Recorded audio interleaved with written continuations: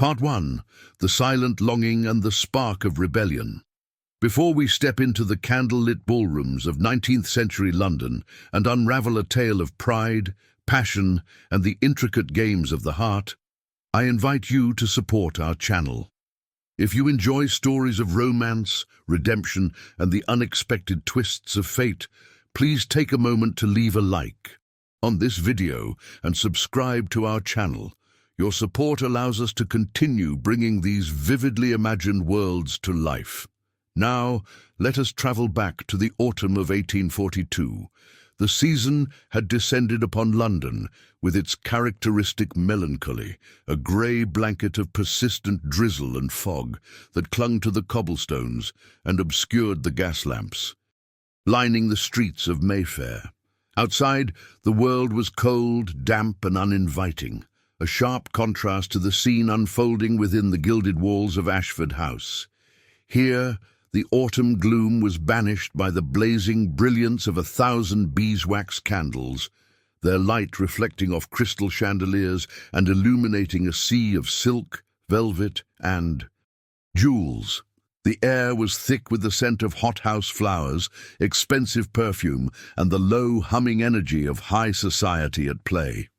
Lady Vivien Sinclair stood near a towering marble pillar at the edge of the dance floor, effectively shielding herself from the immediate flow of the crowd while maintaining a vantage point over the room. To the casual observer, she was the picture of aristocratic perfection. Her golden hair was arranged in an elaborate coiffure with artful curls framing a face that had inspired more than one sonnet during her debut season. Her gown, a creation of pale cream silk, shimmered under the lights, and her posture was impeccable. However, anyone who looked closely into her chestnut eyes would have seen something other than festive joy. They would have seen a simmering, barely concealed frustration that had been building for 3 long, interminable years. For Vivien, the ballroom was not a place of celebration, but a battlefield where she had suffered a slow, silent defeat. Her gaze, sharp and analytical, cut through the swirling couples and the clusters of gossiping matrons to land unerringly on a figure across the room. William Hawthorne, the Duke of Meridale. Even in a room filled with the wealthiest and most titled men in England, he commanded attention with an effortless gravity that Vivien found both captivating and maddening. He was tall, his frame broad-shouldered and elegant in evening blacks that were tailored to perfection. His dark hair was styled with a precision that bordered on severe, and his profile was as sharp and unyielding as a Roman statue. He was currently focused entirely on Lady Charlotte Peaton, a young woman known more for her giggle than her wit. Vivien watched, her gloved hand tightening around her fan, as the Duke leaned in to hear something Lady Charlotte was saying. A moment later, he threw his head back and laughed, a genuine, warm sound that Vivien could almost hear over the music. The sight of it felt like a physical blow. It was the injustice of it that stung the most. For 3 years, Vivien had been caught in the gravitational pull of the Duke of Meridale. She had endured 3 seasons of subtle hints, of carefully timed encounters near refreshment tables, of intellectual conversations about poetry and politics that she had thought, mistakenly it seemed, were forging a connection between them. She had done everything short of throwing herself at his feet. She had memorized his favorite poets, quoting Byron back to him during the Hartley musical just last month, thinking she saw a spark of recognition in his eyes. She had arranged to be walking near the rose arbor at Lady Ashford's garden party at the precise hour he took his constitutional, offering him a smile that she had practiced for hours. And what had she received in return? Polite courtesy, the same charming, distant friendliness he bestowed upon every debutante and dowager in London. To him, she was simply Lady Vivien Sinclair, the Earl of Everleigh's daughter, just another name on a guest list, indistinguishable from the dozen other women he charmed with that easy, meaningless grace. Her closest friend, Miss Eleanor Winters, materialized at her elbow, breaking Vivien's trance. Eleanor, possessing an uncanny ability to read Vivien's moods, held out 2 glasses of champagne. She didn't need to ask what, or rather who, was the source of Vivien's dark mood. Following Vivien's gaze across the room to where William was now charming Lady Charlotte with what appeared to be a compliment about her fan, Eleanor's expression softened into sympathy. She noted the tension in Vivien's shoulders and the way her friend's gaze seemed fixed on the Duke with a mixture of longing and resentment. Vivien accepted the champagne and took a sip that was decidedly unladylike, the bubbles doing little to settle the turmoil in her stomach. She confided in Eleanor that the man was insufferable. It wasn't that he had done anything specific to offend her that evening. In fact, he had bowed to her politely upon his arrival. It was the nothingness that was the problem, the absolute lack of distinction in his behavior toward her. She pointed out to Eleanor how he was flirting with Lady Peaton, as if she were the only woman in the room, yet only a week prior rumours had circulated that he was composing poetry for Miss Thornbury. Vivien felt foolish, pathetic even.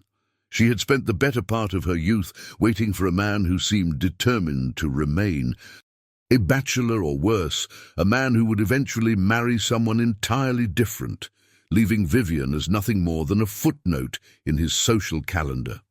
Eleanor, ever the voice of reason, gently suggested that perhaps it was time to accept reality.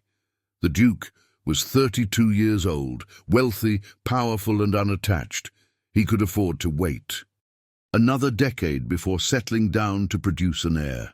Vivien, however, could not spend the next 10 years pinning her hopes on a man who treated her with the same casual affection he showed a spaniel. Eleanor's words, though kind, cut deep because they rang with the truth. Vivien knew she was right. It was time to stop waiting. It was time to stop being the available, intellectual, reliable Lady Vivien who was always there, waiting for a crumb of his attention. As she watched William offer his arm to Lady Charlotte for a promenade around the room, a cold resolve settled over Vivien. Despair began to transmute into something sharper, something more dangerous. She didn't just want to move on, she wanted him to see her. She wanted to shake him out of his complacency. She wanted him to realize with painful clarity exactly what he was ignoring. An idea began to form in her mind, vague at first, but gaining substance as she scanned the ballroom for an opportunity. She needed a catalyst. She needed something or someone that would disrupt the status quo and force the Duke of Meridale to look at her not as a fixture of the furniture, but as a woman who could be lost. It was at that precise moment that the ballroom doors opened to admit a new arrival. Lord Nathaniel Ashkam, the eldest son of the Marquess of Denture, swept into the room with the air of a man who owned the very ground he walked upon. Nathaniel was, by all accounts, one of the most physically striking men in London. With hair the colour of spun gold, eyes of a piercing, vivid blue, and a wardrobe that was always at the cutting edge of fashion, he was a peacock among pigeons. He was also known for a vanity that rivaled his beauty, a man who could spend hours discussing the cut of a coat or the tragic state of the weather. Vivien watched him enter, noting how heads turned and fans fluttered. Nathaniel was charming, wealthy, well-connected, and completely safe. He was looking for a wife, or at least a diversion, but he was known to be as shallow as a puddle. Yet as he bowed to the hostess, Vivien saw him not as a vain fop, but as a weapon. If William Hawthorne would not notice her on her own merits, perhaps he would notice her if she were suddenly unavailable. Perhaps he would notice her if she were on the arm of the only man in the room who could rival him in looks and social standing. Nathaniel spotted Vivien and Eleanor near the pillar and began to make his way toward them, his smile practiced and dazzling. Vivien felt a surge of adrenaline. This was reckless, it was manipulative, it was entirely unlike her. But looking back at William, who was still engrossed in conversation with Lady Charlotte, she decided that being like herself had achieved absolutely nothing for 3 years. It was time to be someone else. When Nathaniel reached them, offering elaborate compliments about their appearance that compared them to celestial bodies and blooming gardens, Vivien did not dismiss him with her usual polite amusement. Instead, she offered him a smile of blinding brilliance when he asked with his customary charm if she might honor him with the next dance. Vivien did not hesitate. She placed her hand on his velvet-clad arm, ignoring Eleanor's look of alarmed warning. She accepted his invitation with an enthusiasm that surprised even Nathaniel, her voice carrying slightly over the noise of the crowd, as they moved toward the center of the ballroom to take their places. For the quadrille, Vivien felt a strange mixture of triumph and trepidation. She was setting a stage, she was casting a play, and she was about to deliver the performance of her life. The music began, a lively, intricate piece that required the dancers to separate and rejoin, to circle and bow. Vivien moved through the steps with a grace that was automatic, her body knowing the rhythms, while her mind remained hyper-aware of the room's geography. Every time the dance brought her around, she cast a covert glance toward the edge of the room where William stood. For the first few minutes he remained oblivious, his back to the dance floor. But as the set continued and Vivien laughed, perhaps a little too loudly, at a witticism Nathaniel whispered in her ear, she saw the Duke turn. It was a subtle movement. He paused in the middle of lifting a glass of wine to his lips. His eyes, dark and unreadable from this distance, swept over the dancers. They passed over the swirling colors of the gowns until they snagged on the figure in cream silk. Laughing up at the golden-haired man beside her, Vivien felt the weight of his gaze like a physical touch. She didn't look at him directly, that would be too obvious. Instead, she focused all her attention on Nathaniel. She tilted her head, exposing the elegant line of her neck. She fluttered her lashes. She acted the part of a woman thoroughly enchanted by her partner. Nathaniel, sensing her engagement and flattered by the attention of such a reputed beauty, preened. He redoubled his efforts to charm, his gestures becoming more animated, his smile more possessive. The dance required them to come together, their hands touching, their bodies close. Vivien leaned in, allowing Nathaniel to whisper to her, creating an intimate tableau in the center of the crowded room. "You dance beautifully, Lady Vivien," Nathaniel murmured, his blue eyes crinkling at the corners, "like a leaf on the autumn breeze." "You are a poet, Lord Ashkam," Vivien replied, suppressing the urge to roll her eyes at the cliched metaphor. "You flatter me. I speak only the truth," he insisted, his grip on her hand tightening slightly as they turned. "In fact, I find myself wishing this dance would not end. My mother is hosting a small, intimate dinner party this Friday at Ashkam House. I was hoping, that is, it would be a great honor if you would attend, as my special guest." Vivien's heart skipped a beat. This was more than she had hoped for. A dance was one thing. A public appearance at a private family dinner was a significant escalation. It signaled serious intent. If she accepted, word would spread through the drawing rooms of London by morning. People would talk, and William Hawthorne would certainly hear. She glanced once more across the room. William was watching them. He was no longer smiling. His expression had flattened, the easy charm replaced by a stillness that was almost predatory. He was looking at Nathaniel's hand on her waist, his brow furrowed in what might have been confusion or perhaps irritation. The sight of his disruption gave Vivien the courage she needed. She looked back at Nathaniel, her decision made. She would not retreat. She would light the match and see if the fire burned. "I would be delighted to attend, Lord Ashkam," she said, her voice clear and steady. "Of course, I shall have to bring my chaperone, Mrs. Davies." "Naturally," Nathaniel beamed, looking as though he had just won a prize at the races. "I shall call for you at 7 o'clock. It will be the highlight of my week." The music swelled to a crescendo and concluded. As Nathaniel escorted her off the floor, Vivien felt a thrill of danger coursing through her veins. She had stepped off the precipice. She had publicly aligned herself with another man, invited his courtship, and set in motion a sequence of events she could no longer control.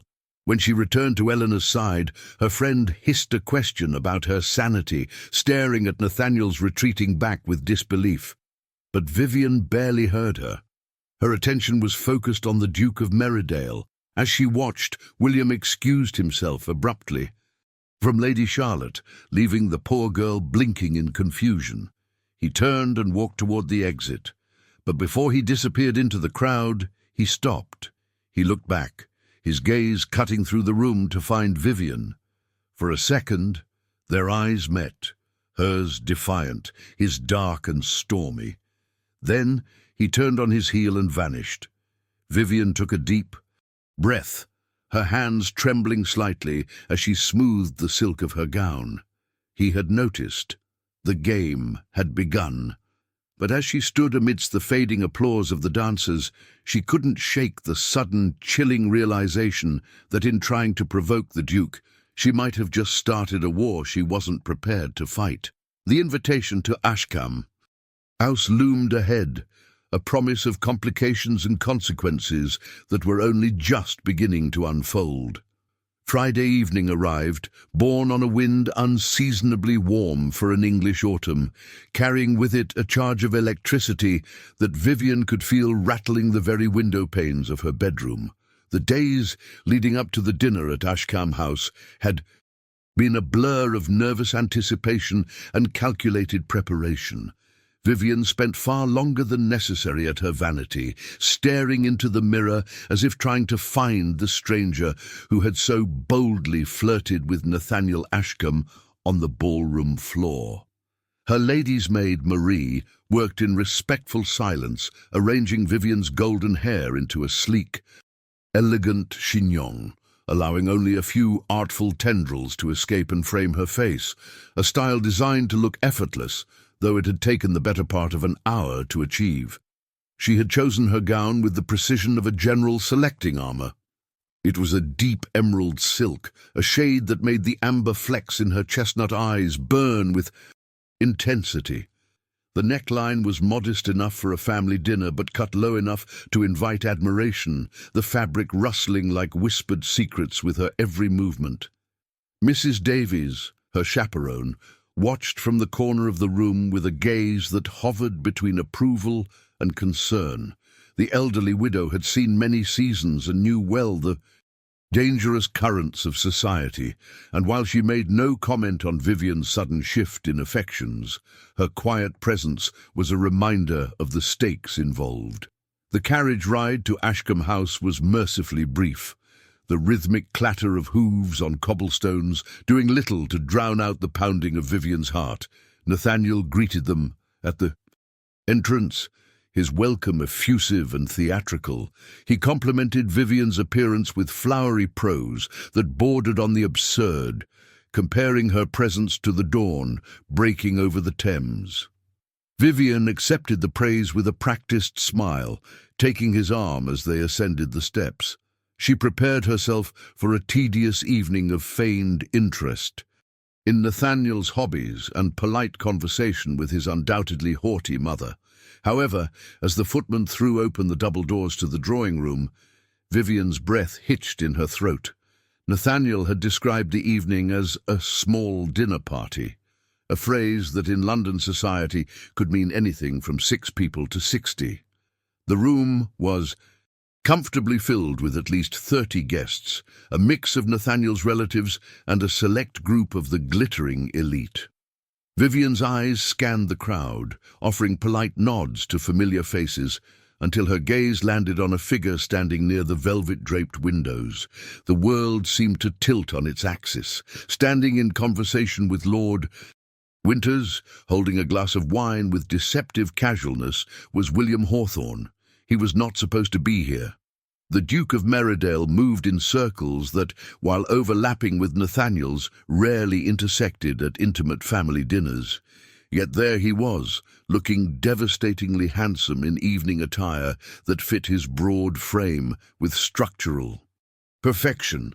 The black of his coat absorbed the light, making his starched white cravat, tied in a knot of mathematical complexity, gleam in contrast. He looked calm, composed, and utterly magnificent. Then he turned. It was as if he had felt her entrance with a sixth sense. His head snapped around, and his brown eyes locked onto hers across the crowded room. The effect was immediate and visceral. Vivien felt the impact of his gaze like a physical weight. He did not smile. He did not bow. He simply stared, his eyes sweeping over her emerald gown, lingering on the exposed curve of her neck, before snapping to the point where her gloved hand rested on Nathaniel's arm. In that second, the polite mask of the Duke slipped. A flash of something raw and dangerous ignited in his eyes, a dark, brooding intensity that Vivien had never seen directed at her. It was not the look of a friend, nor of a casual acquaintance. It was the look of a man who returns home to find a stranger sitting in his favorite chair. His jaw tightened visibly, a muscle feathering in his cheek, and the hand holding his wineglass went white at the knuckles. Nathaniel, blissfully oblivious to the silent thunderstorm brewing a few yards away, guided Vivien further into the room. He introduced her to his aunt and cousins, with elaborate flourishes, parading her like a prize he had already won.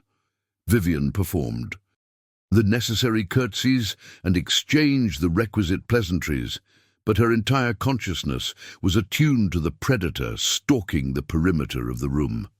She could feel William's eyes on her, heavy and unblinking, tracking her movement through the crowd.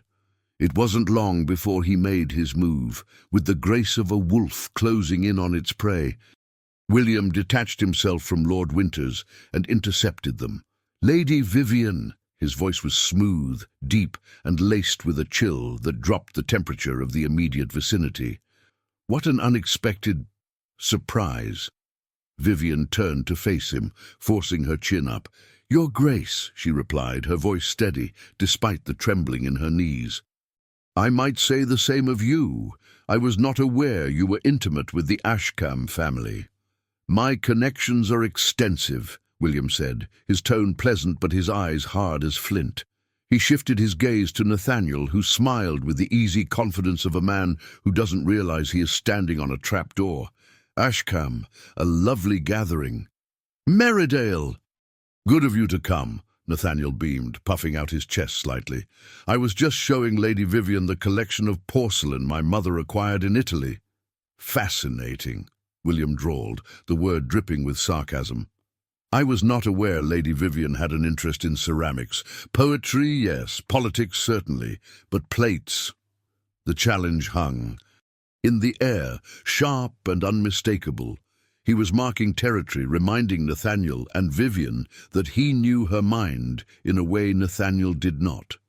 Vivien felt a flush rise to her cheeks, a mix of thrill and indignation.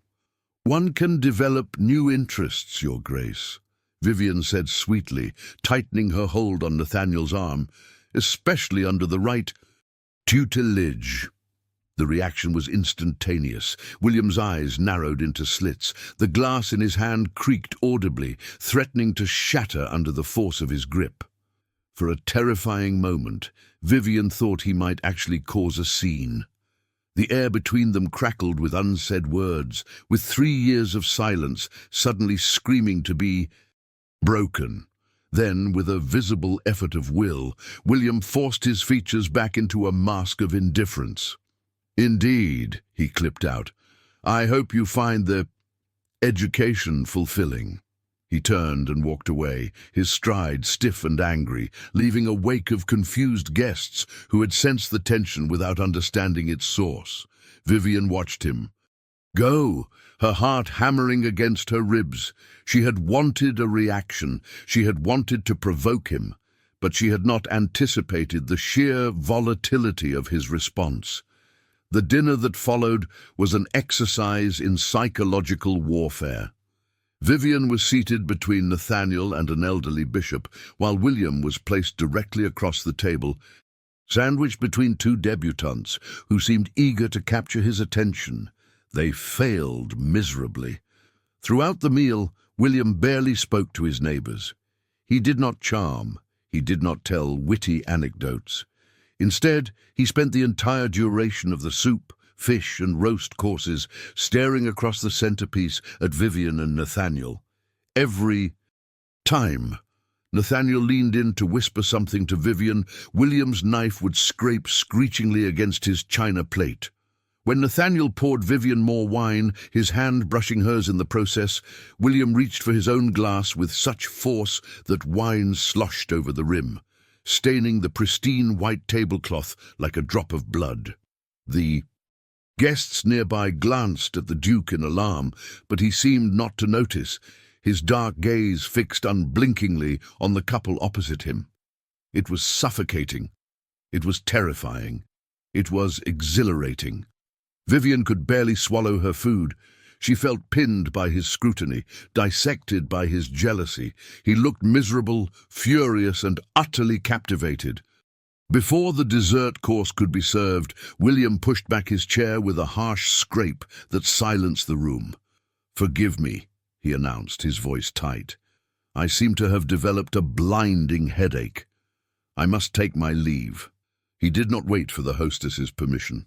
He stood, offered a curt bow that was directed solely at Vivien, and stormed out of the dining room. The heavy doors swung shut behind him with a finality that echoed in the stunned silence of the dinner party. Vivien stared at the empty space where he had been, feeling a strange hollowness in her chest.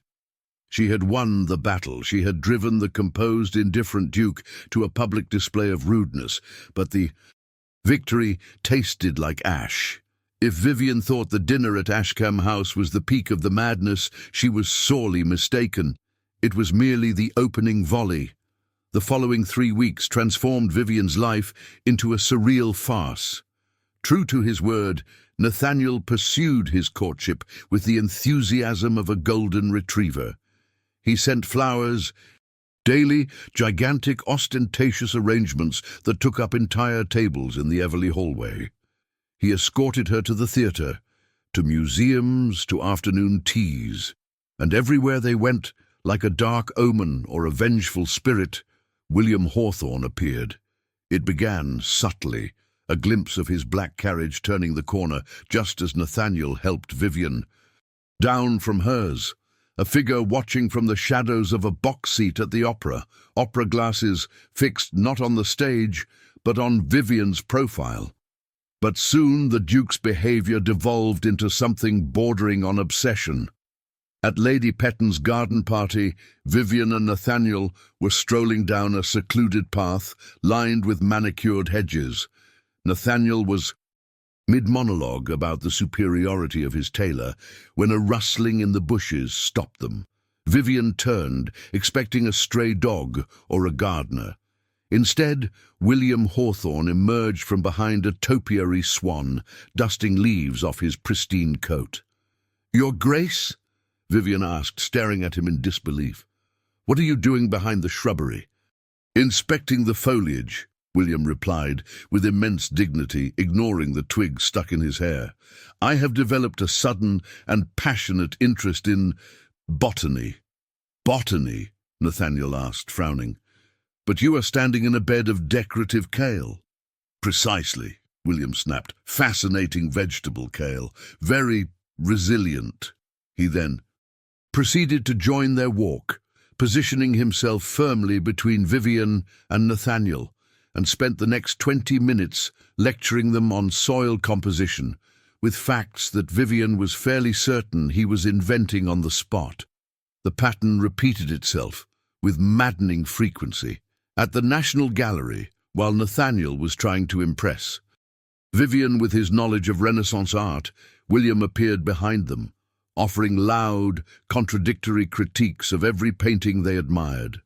When they went for a promenade in Hyde Park, William rode past them on his black stallion not once, not twice, but 4 times, glaring at Nathaniel with such ferocity that Nathaniel's horse, skittish and nearly threw him.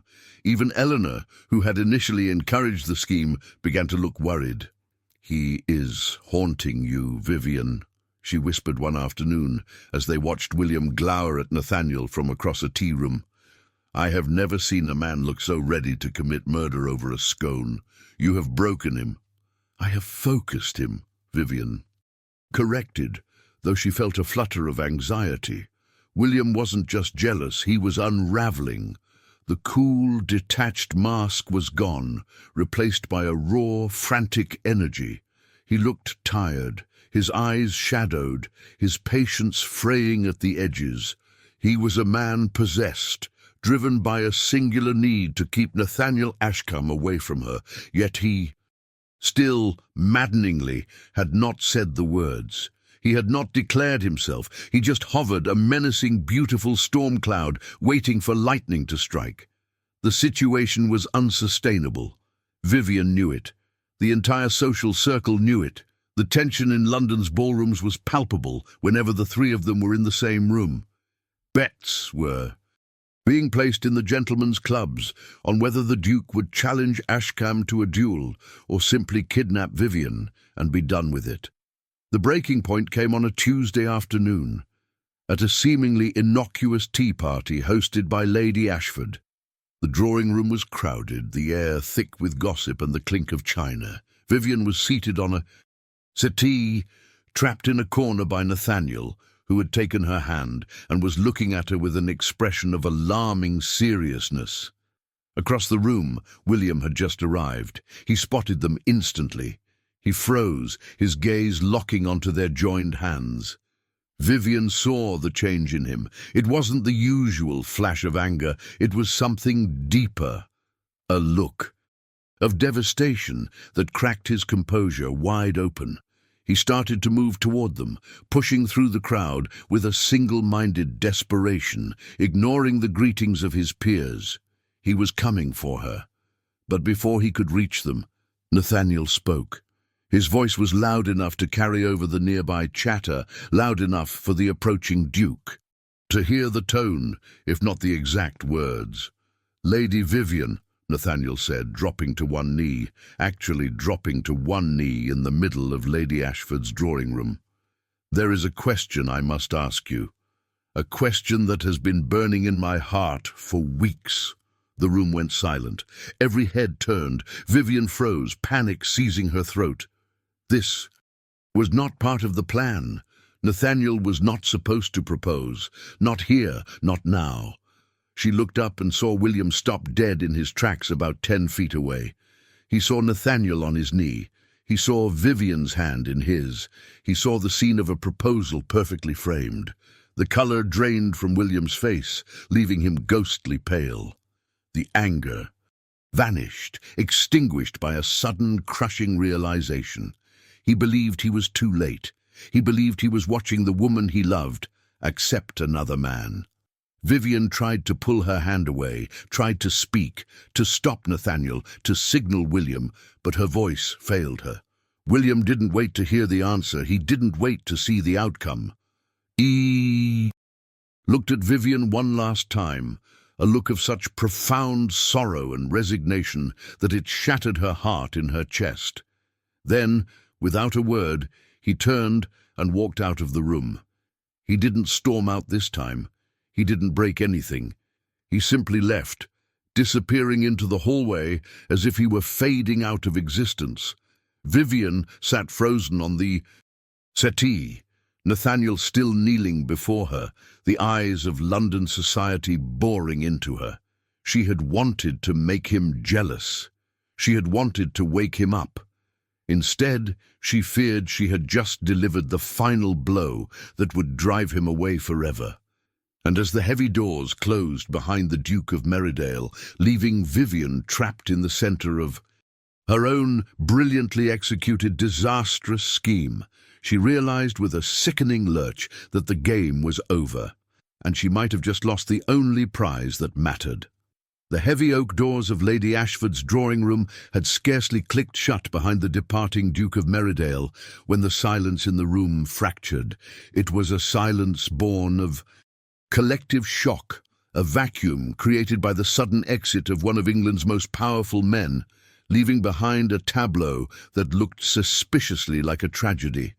Vivien sat frozen on the silk settee, her hand still trapped in Lord Nathaniel Ashkam's grip, her heart pounding a frantic rhythm against her ribs. She was acutely aware of the dozens of eyes fixed upon them. Lady Ashford with her teacup suspended halfway to her mouth, the dowagers leaning forward with predatory gleams in their eyes, and Eleanor standing near the fireplace, looking pale and stricken. The moment stretched, brittle and agonizing. Nathaniel, whose focus had been entirely on his own performance, seemed only dimly aware that the audience's attention had shifted. He cleared his throat, his expression one of earnest expectation, waiting for an answer to a question Vivien had prayed he would never ask. The proposal, whether genuine or a product of the atmosphere, hung between them like a physical barrier. Vivien knew with a clarity that cut through her panic that she could not let this charade continue for another second. To do so would be cruel to Nathaniel and fatal to whatever shred of hope she still harbored regarding William. With a gentle but firm movement, she extracted her fingers from Nathaniel's grasp. The rejection was not spoken in a shout, nor was it a dramatic declamation. It was a quiet, devastating shaking of the head, accompanied by a few whispered words that only Nathaniel could hear. The transformation in his demeanor was instantaneous. The confident, golden-haired suitor vanished, replaced by a man who looked suddenly young and profoundly confused. He stood up, brushing the dust from his knees with a jerky, mechanical motion, his face flushing a deep, mortified crimson. He mumbled an apology, bowing stiffly to Vivien and then to the room at large, before retreating with as much dignity as he could muster. The fallout was immediate. As soon as Nathaniel exited, the room erupted into a cacophony of whispers. Vivien, the centre of this social storm, felt a wave of nausea. She had achieved her objective. She had made the Duke feel something, but the cost had been catastrophic. She excused herself, pleading a sudden indisposition, and fled the gathering with Mrs. Davies, trailing anxiously in her wake. The ride back to Everley House was conducted in a suffocating silence, the rhythmic clatter of the carriage wheels, sounding to Vivien like the ticking of a clock counting down to a doom she had brought upon herself. The days that followed were a study in misery. London, as if sympathizing with Vivien's internal state, disappeared under a blanket of grey fog and relentless rain. The social calendar continued its relentless march, but Vivien withdrew from it entirely. She refused invitations, feigned illness, and spent her hours pacing the floors of her bedroom or staring out at the rain-streaked gardens. She waited for a letter, a calling card, a furious demand for an explanation. Anything from the Duke, but there was nothing. The silence from Meridale House was absolute. It was a terrifying void. For weeks, William had been a constant, suffocating presence, appearing at every turn, his jealousy a palpable force. Now, his absence was even louder. It signified something far worse than anger: indifference. Vivien tortured herself with the memory of his face in that final moment at the tea party, the look of shattered resignation. He had not looked like a man who would fight. He had looked like a man who had accepted defeat. She had played her game too well, pushing him past the point of jealousy into the realm of hopelessness. Rumours began to filter back to her through Eleanor, who visited daily with fresh reports from the front lines. The Duke had been seen at his club, drinking heavily and staring into the fire. He had been spotted riding in the park at dawn, looking haggard and unkempt. Then the reports stopped. The Duke, it seemed, had retreated to his country estate, Or perhaps he had simply locked himself in his London mansion and refused to see anyone. He had vanished from society, leaving a hole that no amount of gossip could fill. Vivien's guilt was a heavy physical weight. She had used Nathaniel, an innocent man, as a pawn. She had manipulated William's emotions, twisting his reserve into pain. And for what? To prove a point? To force a hand that might have opened on its own if she had just been patient? The victory she had sought was hollow, tasting of ash and regret. She realized now, in the lonely quiet of her room, that she didn't want a jealous duke. She wanted William. She wanted the man who laughed at bad poetry, the man who knew her favorite flowers, the man whose reserve concealed a heart she had foolishly broken. On the fourth day of this self-imposed exile, a disruption occurred. Marie, Vivien's maid, entered the drawing room with an expression of wide-eyed alarm. Lord Ashkam was downstairs. He was not leaving. He insisted on speaking with Lady Vivien, claiming the matter was of the utmost urgency. Vivien's stomach turned. She assumed Nathaniel had come to demand an explanation, or perhaps to berate her for the humiliation she had caused him. She considered refusing him, but her conscience would not allow it. She owed him that much. Summoning her courage, she descended the stairs. Mrs. Davies taking up her post in the corner of the room with her embroidery, a silent sentinel. When Vivien entered the parlour, she found Nathaniel pacing the rug before the hearth. He looked different. The pristine, overly fashionable fop was gone. His cravat was slightly askew, his hair windblown, and his eyes held a frantic energy that mirrored her own. When he turned to face her, however, there was no anger in his expression. Instead, he looked terrified. He began to speak before she could even offer a greeting, the words tumbling out in a rush. He apologized profusely for his behavior at the tea party, for the public proposal, for the pressure he had placed upon her. Vivien, confused, tried to interrupt, to take the blame upon herself, but Nathaniel waved her down. He had a confession to make, he said, and he could not rest until he had unburdened his conscience. What followed was a revelation that left Vivien stunned. Nathaniel Ashkam, the vainest man in London, the man she had thought was helplessly enamored with her, admitted that his courtship had been a sham. He was not in love with Vivien. He never had been. He admired her, certainly. He thought she was splendid and terrifying in equal measure. But his heart belonged to another. He was in love with Miss Grace Hartwell. Vivien stared at him, her mind struggling to process the information. Grace Hartwell was Vivien's own lady's maid sister, a gentle, quiet young woman who sometimes assisted at Everley House during large functions. She was of respectable but modest birth, entirely unsuitable for the air. To a marquis. Yet as Nathaniel spoke of her, his voice softened, losing its theatrical affectation. He described Grace's kindness, her quiet humour, the way she listened to him without judgment. He confessed that he had used his pursuit of Vivien as a cover, a way to gain access to Everley House, where he could steal moments with Grace in the corridors or the gardens. The absurdity of the situation struck Vivien with the force of a physical blow. She began to laugh. It started as a low chuckle and bubbled up into a hysterical release of tension. Nathaniel, initially offended, soon joined in, his laughter tinged with relief. They stood in the center of the drawing room, two schemers who had been playing parallel games of deception, using each other as shields for their true desires. "So," Vivien gasped, wiping a tear from her eye, "while I was using you to make the Duke jealous, you were using me to court my household staff." "It sounds terrible when you say it like that," Nathaniel admitted, grinning sheepishly. "But yes, we are. A pair of absolute scoundrels, Lady Vivien." "Absolute," she agreed, feeling a weight lift from her shoulders. The guilt of hurting Nathaniel evaporated, replaced by a strange camaraderie. "And the proposal?" "Panic," Nathaniel confessed.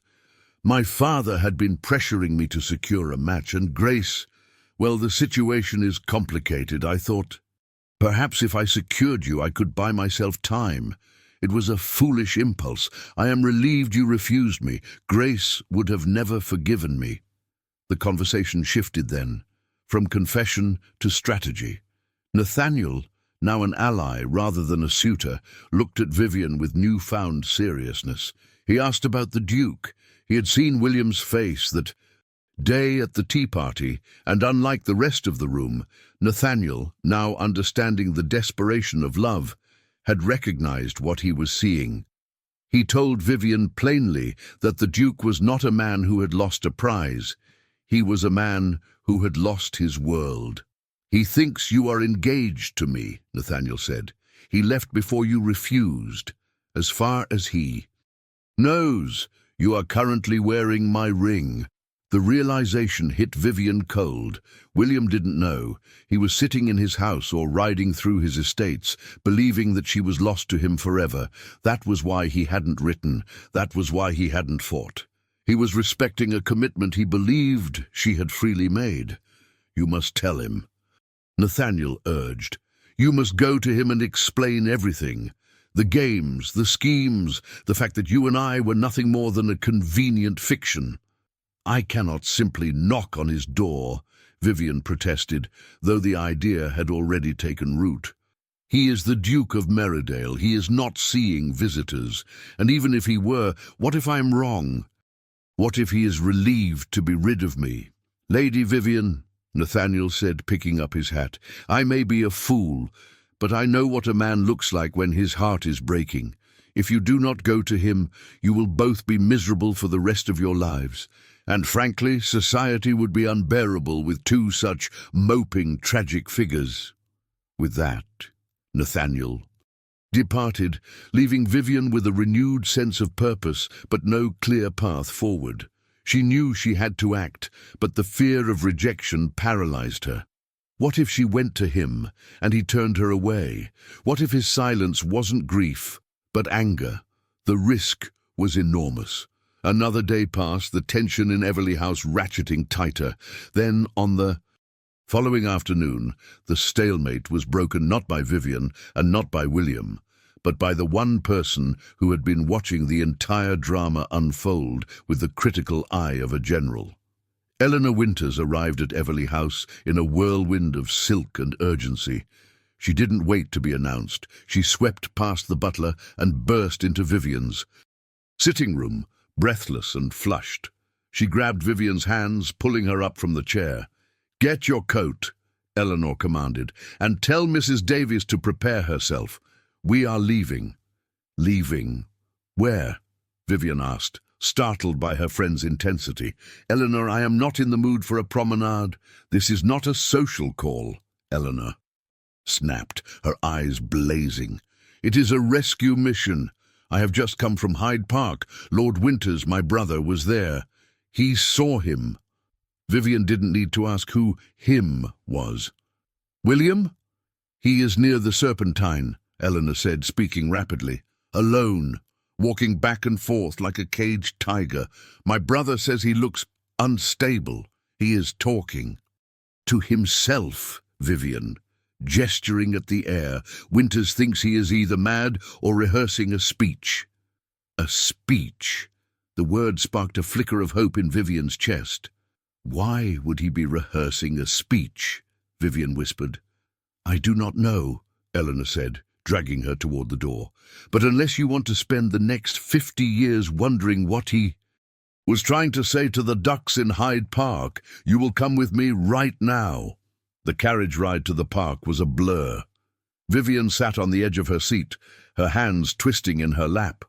Mrs. Davies, sensing the gravity of the moment, remained silent, offering only a reassuring pat on the arm. When they arrived at the park, the afternoon was waning, the light turning a soft golden amber, the color of autumn, the color of ending and beginnings. Eleanor led them away from the fashionable promenades, down a gravel path that wound toward the water. The park was relatively quiet, the damp weather keeping the usual crowds at bay. They rounded a bend, sheltered by a line of ancient oaks, and Eleanor stopped, pointing a gloved finger. "There!" she breathed. 50 yards away, standing near the water's edge, was William Hawthorne. He was alone, his tall figure silhouetted against the grey water of the Serpentine. He was not looking at the view. He was pacing, a tight, agitated movement that took him 5 steps one way, then 5 steps back. His hat was in his hand, his hair disordered by the wind. Even from this distance, the tension radiating from him was palpable. Vivien took a step forward, her heart hammering so hard she thought it might fail. She watched as he stopped pacing. He turned to face an invisible interlocutor. He raised a hand, sweeping it through the air in a gesture of impassioned argument. His lips moved, forming words she couldn't hear, but the anguish on his face was clear enough to read from a mile away. He was fighting a battle with a ghost. He was arguing with a memory. Vivien didn't wait for Eleanor or Mrs. Davies. She didn't think about propriety or the scandal of approaching a duke. Unchaperoned on a public path, she simply moved. She walked toward him, the gravel crunching softly beneath her boots. William didn't hear her at first. He was too lost in his own torment. It wasn't until she was 20 feet away that he sensed a presence. He stopped mid-gesture, his hand freezing in the air. He turned slowly, as if afraid of what he might see. When his eyes landed on her, the color drained from his face completely. He looked as if he were seeing an apparition. He blinked, once, twice, as if trying to clear a hallucination. "Vivien?" he rasped, his voice rough, unused. She stopped, breathless, standing in the space between the trees and the water. The silence that fell between them was heavy, charged with 3 years of unspoken words and 3 weeks of misunderstandings. But this time, Vivien knew she wouldn't be the one to break it with a joke or a deflection. She stood her ground, waiting, watching the man she loved struggle to bridge the gap between his pride and his heart. The air crackled with the potential of the moment, hanging suspended on the precipice of a revelation that could either heal them or destroy what little remained. William took a hesitant step forward, his eyes searching hers for a sign of the ring he expected to see on her finger, and finding only her bare hand. The realization hit him like a physical shock, and the first crack appeared in the armor of the Duke of Meridale. Part 4. The Vulnerable Duke. The distance between the gravel path and the water's edge was no more than a few yards, yet as Vivien stood facing William Hawthorne, it felt as though they were separated by an ocean of unspoken history. The wind off the Serpentine was biting, whipping the fallen leaves into frantic spirals around their boots, but neither of them moved to seek shelter. The shock of her sudden appearance had stripped the Duke of his usual armor. He stood exposed, his breathing uneven, his eyes scanning her face with a desperate, hungry intensity that terrified and thrilled her in equal measure. Behind them, hidden partially by the curve of the path and the trunk of a massive oak, Eleanor Winters and Mrs. Davies had halted. They became silent sentinels, creating a perimeter of privacy in the most public of places, turning their backs to the couple to ward off any curious passers-by.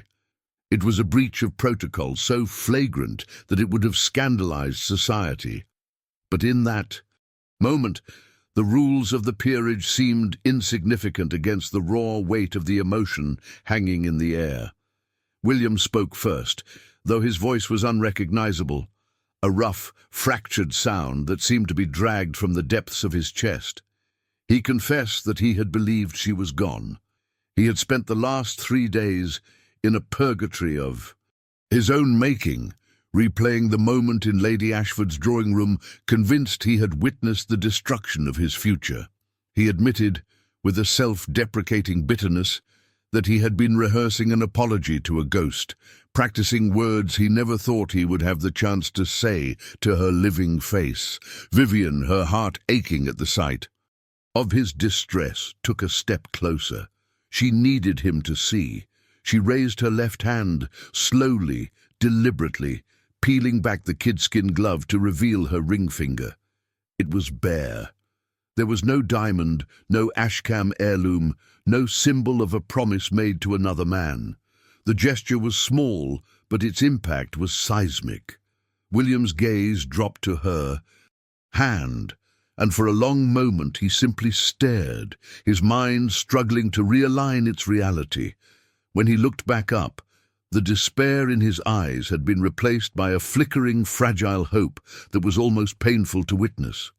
He asked, his voice barely a whisper, why there was no ring. He had seen the proposal. He had seen the hand taken.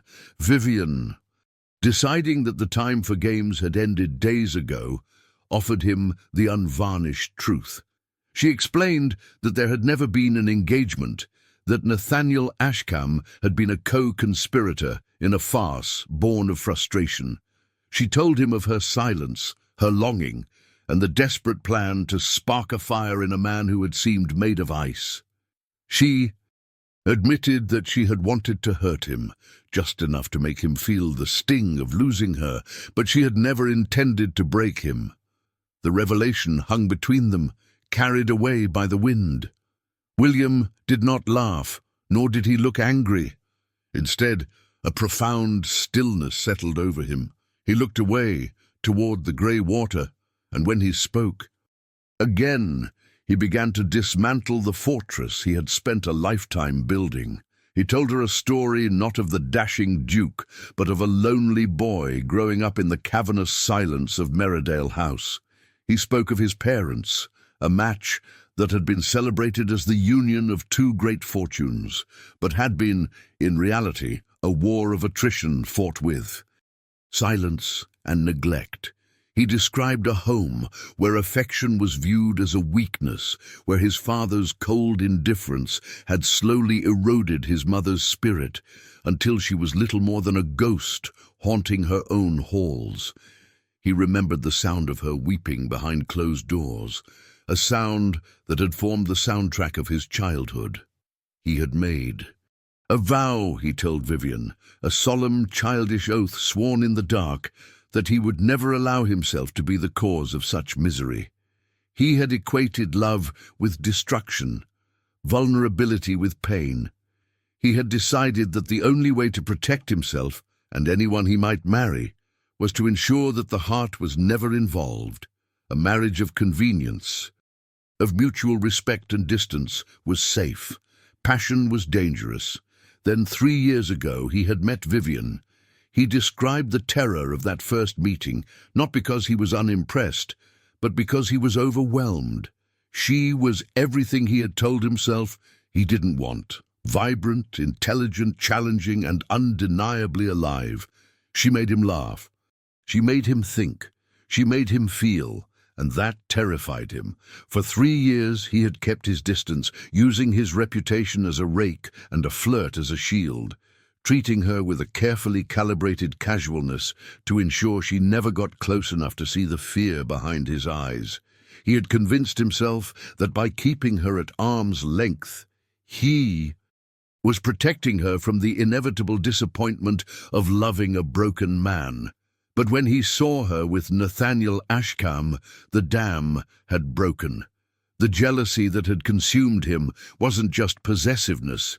It was the agonizing realization that his cowardice was about to cost him the only thing that made his life technicolor. He realized that in trying to avoid his father's mistakes, he was on the verge of making a different, far more tragic error, letting the love of his life walk away because he was too afraid to ask her to stay.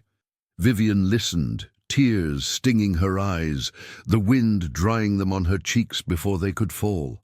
She understood now, the aloofness, the mixed signals, the frustrating dance of the last 3 years. It wasn't indifference, it was defense. He wasn't afraid of her, he was afraid of failing her. She moved then, closing the final distance between them, ignoring the potential observers. She reached out and took his hands, finding them cold and trembling. She told him, with a fierceness that surprised them, both that she did not want safety. She did not want a marriage of distance. She told him that his parents' past was not his future, and that the power to hurt each other was the price of admission for being truly known. She offered him a different promise, not of perfection, but of presence. She promised to fight with him, to laugh with him, and to never ever let silence fill their home. William looked down at her, his hands gripping hers, as if she were the only solid thing in a spinning world. The vulnerability in his face was stark, a raw, open wound that he was finally allowing her to see. He took a deep, shuddering breath, the air rattling in his chest. He released one of her hands and reached into the pocket of his heavy wool coat. His movements were slow, deliberate, as if he were moving underwater. He withdrew a small velvet box, its fabric worn from being clutched in a nervous hand for days. He did not kneel, the ground was wet, and the gesture felt too performative for a moment this raw, but he lowered his head, bringing his eyes level with hers. He spoke to her then, not as a duke addressing a lady, but as a man asking for salvation. He told her that he had carried this ring for a week, terrified that he would never have the right to give it to her. He explained that he had not chosen a diamond, the cold, hard stone of tradition. Instead, he opened the box to reveal a stone that glowed with an inner fire, a deep golden citrine surrounded by a halo of small, glittering diamonds. It was the color of autumn. It was the color of the leaves swirling around them, the color of the late afternoon sun, the color of the season where everything changes. He told her that to him she was the autumn, the warmth that comes before the winter, the beauty that transforms the world. He asked her, his voice steadying with a newfound resolve, if she would take a chance on a man who had been a fool. He asked if she would marry him, not for his title or his fortune, but for the messy, imperfect, terrifyingly real love he was offering. Vivien looked at the ring, and then at the man holding it. The joy that surged through her was so intense it felt like physical buoyancy. The doubts of the past month, the pain of the past 3 years evaporated in the autumn chill. She whispered her answer, a single word that carried the weight of her entire future. She said yes. William didn't cheer, he didn't shout, he simply closed his eyes for a second, a look of profound, overwhelming relief washing over his features, as if a burden he had carried since childhood had finally been lifted. When he opened his eyes, they were bright with unshed tears. He slid the ring onto her finger. It fit perfectly, the golden stone catching the dying light of the day, blazing like a beacon against her skin. Then, disregarding the watching eyes of Eleanor, Mrs. Davies, and any scandalized ducks on the Serpentine, William pulled her into his arms. He kissed her. It was not the polite, chaste peck of a society courtship. It was a kiss of desperation and devotion, a reclaiming of lost time. It was a seal on a pact that erased the ghosts of his past and the schemes of her present. In that embrace, the chilly park vanished, leaving only the warmth of 2 people who had finally, against all odds, found their way to the same page of the same story. When they finally broke apart, breathless and flushed, the world came rushing back. Eleanor was clearing her throat. Loudly from behind the tree, a signal that propriety, however battered, must eventually be observed. William laughed, a sound of pure, unadulterated happiness that Vivien had never heard from him before. He tucked her hand into the crook of his arm, keeping her close against his side as if he feared she might dissolve into mist. They began the walk, back toward the carriage, the gravel crunching rhythmically beneath their feet. The mood had shifted from tragic suspense to a giddy, almost surreal lightness. They traded confessions in hushed tones, laughing at the absurdity of their mutual deception. Vivien admitted to the terror of the dinner party. William confessed to the horticultural nonsense he had spouted in the garden. They were no longer adversaries in a game of hearts. They were partners in a conspiracy of joy. However, as they neared the waiting carriage, Reality began to intrude on their bubble of bliss. The sun was setting, casting long, dark shadows across the park. The engagement was private, a secret shared between 4 people, but soon it would need to be public. There were bans to be read, families to be informed, and a society to be faced. William's expression grew serious again, though the shadow of fear was gone. He spoke of her father, the Earl of Everley, a man known for his protective nature and his sharp scrutiny. He knew he would have to face him to explain his past behavior and prove his worthiness. Vivien squeezed his arm, feeling the solid muscle beneath the wool. She knew the road ahead would not be entirely smooth. They had to navigate the scandal of her breakup with Nathaniel, the inevitable gossip, and the integration of their 2 very different lives. But looking up at William, seeing the way his eyes lingered on her face as if memorizing it, she felt a profound sense of calm. The suspense of the chase was over, replaced by the deeper, richer suspense of a life being built. As William handed her into the carriage, ignoring the footman to do it himself, he leaned in, his voice low and intimate. He promised her that the silence of Meridale House was over. He promised that tomorrow he would call on her father, and he would not leave until he had secured her hand in the eyes of the world. As the carriage door clicked shut, separating them for the night, Vivien watched him through the window. He stood on the path, watching her drive away, a solitary figure no longer, defined by his isolation, but by the promise of his return. The carriage rolled away into the twilight, leaving the Duke standing amidst the falling leaves, a man who had walked into the park prepared to bury his heart, and was leaving it having finally learned how to use it. The game was finished, the players were revealed, but the real story, the story of what happens after the happily ever after, was only just beginning. And in the shadows of the deepening evening, the first challenge to their newfound happiness was already waiting, silent and unseen, in the drawing rooms of London, where reputations were made and destroyed with a whisper. If the drawing rooms of London expected the Duke of Meridale to return to his former state of aloof detachment following the scandal of the broken engagement between Lady Vivien and Lord Ashkam, they were destined for a shock that would fuel the gossip columns for months. The William Hawthorne, who emerged from the shadows of Hyde Park, was a man transformed.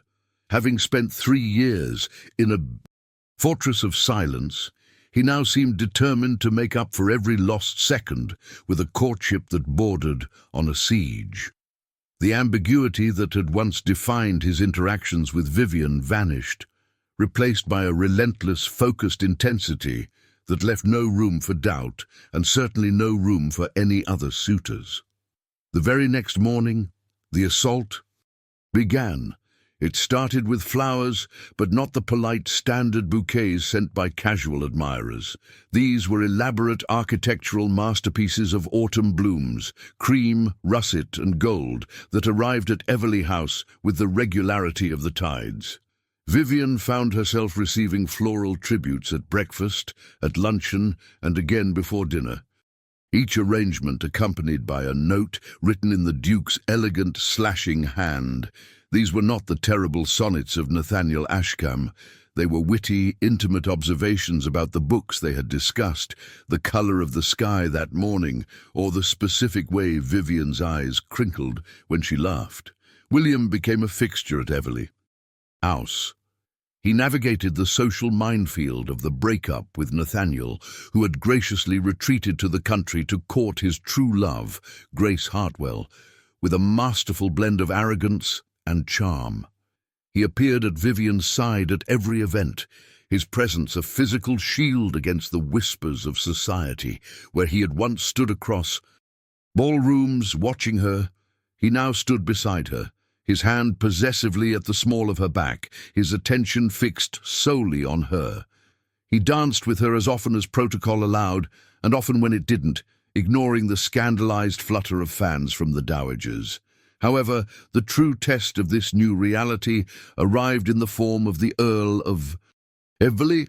Vivien's father, a man of shrewd intelligence and protective instincts, summoned the Duke for a private interview 3 days after the incident in the park. The atmosphere in the Everley library was thick with tension as William entered. He had spent the previous night preparing financial ledgers, estate maps, and a rehearsed speech about settlements and dower rights.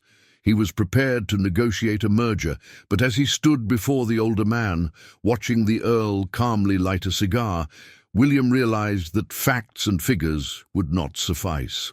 The interview did not go according to the Duke's plan. Lord Everley waved away the financial documents. He was not interested in the Meridale fortune. He was interested in the Meridale heart. He questioned William not about his acreage, but about his past, his reputation as a cold, unreachable bachelor, and the sudden, volatile nature of his pursuit. In a moment of terrifying honesty, William abandoned his rehearsed speech. He spoke plainly of his own history, of the fear that had paralyzed him, and the realization that a life without Vivien was no life at all. He admitted to his foolishness, his jealousy, and his absolute, unwavering devotion. He promised not just to provide for Vivien, but to cherish her, to protect her happiness with the same ferocity he had once used to protect his own solitude. Vivien, who had been shamelessly eavesdropping outside the heavy oak door, heard the tremble in William's voice, a sound of raw sincerity that melted the last of her father's reserve. When the door finally opened, William emerged not just as a suitor, but as the future son-in-law of the Earl. The engagement was announced the following week, sending a ripple of delight and perhaps a little envy through the ton. The wedding date was set for mid-December, a winter celebration that allowed for a mere 2 months of preparation. The days became a whirlwind of dressmakers, caterers, and logistical planning. Through it all, William remained a constant grounding presence. He involved himself in details most grooms ignored, arguing passionately about napkin colours merely to amuse Vivien's mother, and stealing Vivien away for carriage rides whenever the pressure of the impending nuptials became too great. He was proving, day by day, the promise he had made by the Serpentine that he would be present. December the 15th dawned crisp and cold. The city of London, dusted with a layer of frost that glittered like diamond dust under a pale winter sun. St. George's Church was packed to the rafters, the air scent of pine boughs and beeswax candles filling the cavernous space. As the organ music swelled and Vivien began her walk down the aisle, the sea of faces, the curious, the supportive, the judgmental, faded into a blur. Her vision narrowed to the figure waiting at the altar. William stood tall and imposing in his formal morning coat, his dark hair slightly windblown, as if he had run his hands through it a dozen times in nervousness. But when he saw her, his stillness broke. A smile, radiant and unguarded, transformed his face. It was the look of a man who had walked through fire and come out the other side holding a prize he barely believed he deserved. The ceremony passed in a haze of golden light and solemn vows. When they exchanged rings, simple gold bands that William had insisted upon as a symbol of their unadorned truth, the silence in the church was profound, and when the vicar finally pronounced them man and wife, the kiss William bestowed upon her was a public declaration of a private passion, deep and lingering, sparking a round of applause that echoed off the vaulted ceiling. The reception at Everley House was a triumph, a glittering affair of champagne and laughter. Nathaniel Ashkam was there, smiling broadly. Beside a glowing Grace Hartwell, the two couples exchanging knowing glances across the room, a secret acknowledgement of the strange, twisted path that had led them all to happiness. Yet as the evening wore on, William grew restless. He whispered a scandalous suggestion in Vivien's ear: escape. They slipped away before the speeches concluded. fleeing their own party like mischievous children. The carriage ride to Meridale House was quiet, intimate, their hands clasped tightly in the darkness. But the true revelation awaited Vivien upon their arrival. The mansion, which she had expected to be grand, but perhaps a little austere, was ablaze with light. The staff greeted them with genuine warmth, welcoming the new Duchess home. William led her upstairs, bypassing the master suite to stop before a set of double doors at the end of the gallery, the rooms that had once belonged to his mother, the rooms that had been sealed in grief and silence for 20 years. With a look of vulnerability that mirrored that day in the park, William opened the doors. Vivien gasped. She had expected a mausoleum, a shrine to the past preserved in dust covers and shadows. Instead, she stepped into a world of light. The rooms had been completely transformed. The heavy velvet drapes were gone, replaced by silks in shades of soft, sunny yellow and cream. The furniture was elegant and inviting, bowls of fresh flowers perfuming the air. A fire crackled merrily in the hearth, casting a warm glow over a space that had been reclaimed from the dead. William explained, his voice thick with emotion, that he had been working on this renovation since the moment he realized he loved her. He wanted her to enter a space that belonged to the future, not the past. He wanted the house to be filled with the light and joy that she had brought into his life. But there was one final discovery to be made.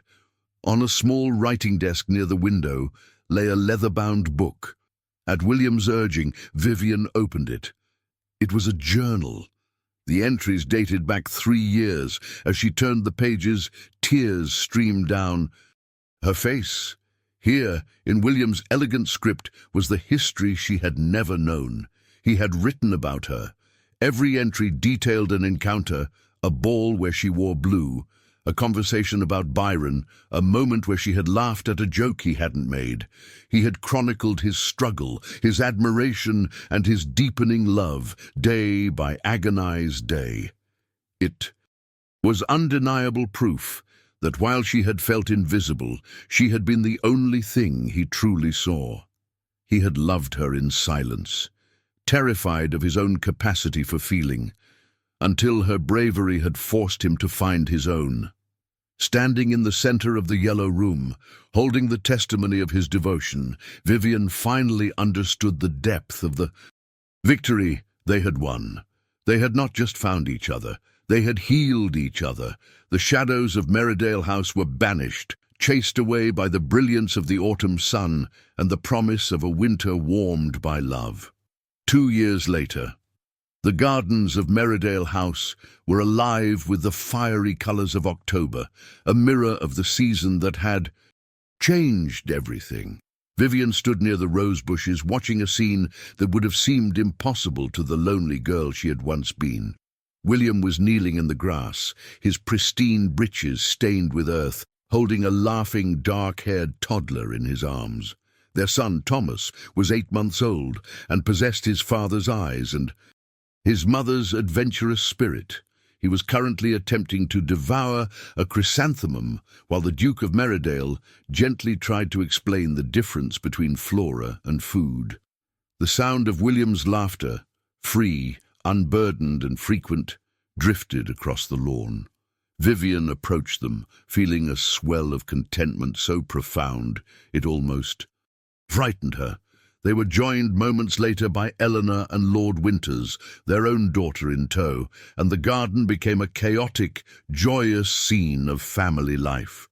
Vivien shared the news that Nathaniel and Grace, now happily married and living in the country, were expecting their first child in the spring. The circle was complete. The schemes and the heartbreak, the jealousy and the fear. It all seemed like a distant memory, a necessary storm that had cleared the air for this perfect golden afternoon. As the sun began to set, casting long shadows across the grass, William handed their son to the nurse and turned to Vivien. He pulled her into his arms, oblivious to their guests, and kissed her. It was a kiss of gratitude, of enduring passion, and of a promise kept. They had built a life on the ruins of their fears, proving that it is never too late to break the silence, never too late to be brave, and never too late to let the light in. The autumn wind rustled the trees, scattering leaves like confetti around them. But the chill could not touch them. They were home, the end. Thank you so much for staying with us until the end of this beautiful story. We truly hope it warmed your heart and reminded you that love, no matter how delayed or complicated, always finds a way.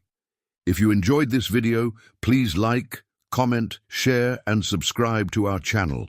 Your heartfelt support keeps us motivated to tell more stories full of romance, healing, and emotional redemption. And don't forget, at the end of this video, another story from our channel will appear. Click and be swept away by more unforgettable moments. Thank you for being here. The Legends of the Fall team.